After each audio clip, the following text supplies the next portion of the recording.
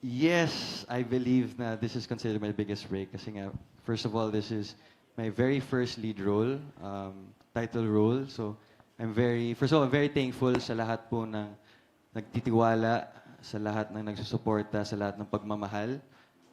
With the supporters, with my friends, with my family, with the bosses ng Viva, ng TV5 stages. I'm just very thankful to each and every one of them. And going back to your first question about Sherlock Holmes and Detective Conan. If do you consider yourself as the modern, The modern. new generation's Detective Conan or Shinichi Good?